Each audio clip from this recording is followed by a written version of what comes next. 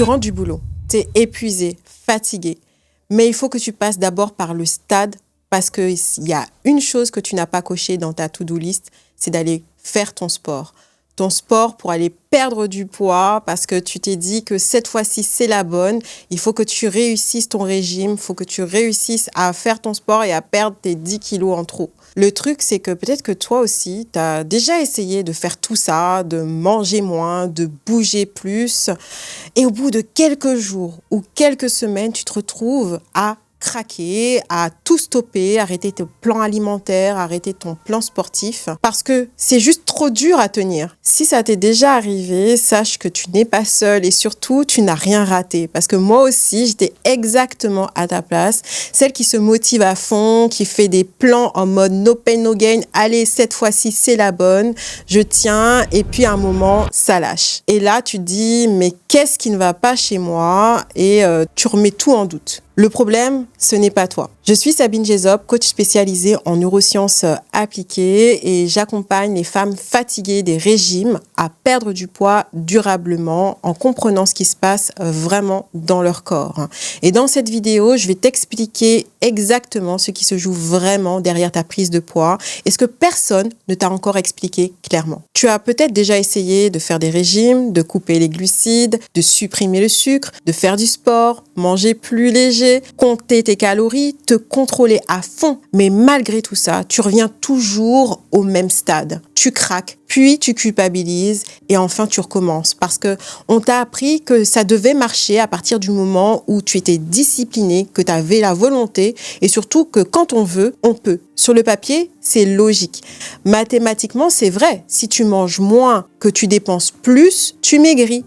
Mais cette équation, elle ignore quelque chose vraiment que la plupart des femmes ne regardent pas, c'est que tu n'es pas une machine. Quand tu te mets au régime, ton corps, il interprète la restriction alimentaire comme un signal de danger. Il ne sait pas que tu essayes de perdre du poids. Il sait juste qu'il reçoit moins de carburant qu'avant.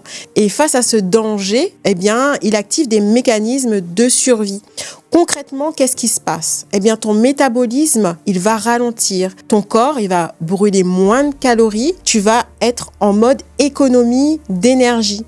Ton cerveau, il va augmenter la production d'une hormone qui s'appelle la gréline, l'hormone de la faim, pour te pousser à manger davantage, alors que toi, tu t'étais dit qu'il fallait que tu manges moins. Il va diminuer l'hormone de la satiété, qu'on appelle la leptine, pour que tu te sentes moins rassasié. Et c'est pour ça que plus tu te prives, plus tu as faim. C'est pas dans ta tête, c'est biologique. Et il y a quelque chose d'encore plus insidieux. Les neurosciences ont montré que le self-control, c'est-à-dire la capacité à résister à une envie, fonctionne comme un muscle. Et il se fatigue. C'est comme quand on était en cours de bio. Je ne sais pas si toi, tu as eu l'opportunité de faire la dissection.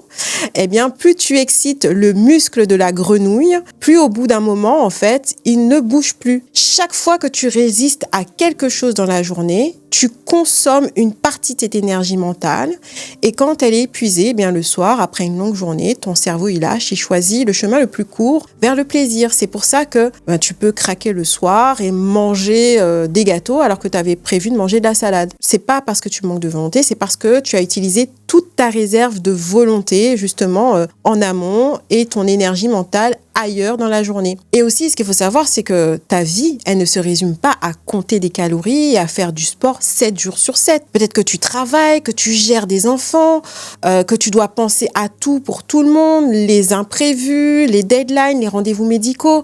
Et à la fin de la journée, t'as plus rien en réserve, plus d'énergie pour te contrôler, plus d'énergie pour bien faire les choses. Et c'est là que tout bascule et que tu peux craquer sur la nourriture alors que tu avais dit que tu ferais attention. Parce que tout simplement, tu es épuisé. Le problème, ce n'est pas juste ce que tu manges, c'est dans quel état tu es quand tu manges. Imagine une journée type où tu te lèves le matin, tu prépares les enfants, tu files au boulot, tu te tapes des embouteillages ou bien les transports en commun bondés, tu enchaînes les réunions, les dossiers, peut-être même des conflits, des sollicitations, des attentes. Et le midi, tu sautes le repas ou tu manges sur le pouce parce que tu te dis, bon, t'as pas le temps, ça va te faire perdre du temps et surtout, c'est une aubaine parce que ça te fera des calories en moins. C'est toujours ça de gagner, hein, mais tu rentres dans un cercle vicieux parce que quand tu gères tout comme ça et que tu rentres et que tu as une deuxième journée de travail où tu dois gérer le dîner, les devoirs des enfants, le bain, la maison, la vaisselle, le linge, le rangement, etc., eh bien, quand tu as un moment rien que pour toi, eh bien, tu t'affales sur le lit, sur le canapé et ton cerveau, lui, il se fige littéralement. C'est-à-dire que peut-être que ton cerveau, il va commencer à penser que tu aurais dû faire telle ou telle chose aujourd'hui ou que tu dois faire telle ou telle chose demain, mais ton corps, lui, il est figé, c'est-à-dire que tu n'as plus d'énergie pour prendre soin de toi. Et c'est quelque chose qu'on appelle ça le mode freeze, pour expliquer que ton corps, il est figé, mais ton esprit est toujours en action. Et tu penses à ce moment-là que c'est toi le problème, que tu n'as aucune volonté, que tu n'as aucune discipline, alors que toute la journée, tu as encaissé et que le soir, eh ben, ton corps, il se met en mode OK, là, c'est on arrête, on coupe, on stoppe l'énergie.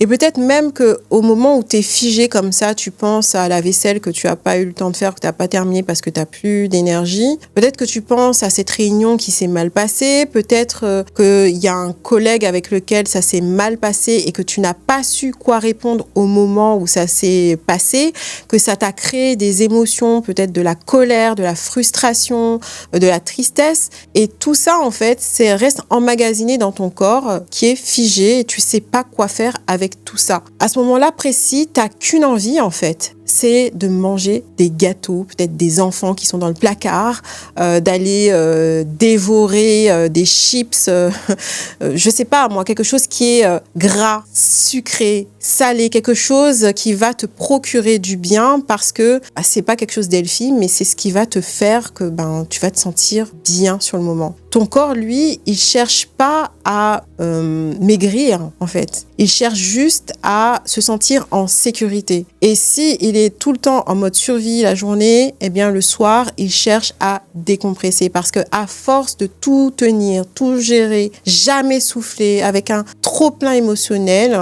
eh bien, le vrai nerf du problème, c'est que tu es complètement déconnecté de ton corps. Tu ne sais plus si tu as vraiment faim, si tu es épuisé, si tu as besoin de manger parce que tu as besoin de souffler, si tu as besoin de manger parce que tu confonds avec une émotion qui cherche à sortir. Et du coup, la nourriture, elle devient la réponse à tout, en fait. Tu es épuisé, tu vas manger. Tu as une émotion désagréable dans ton corps, tu as des contrariétés, tu es stressé, tu es frustré, tu vas manger.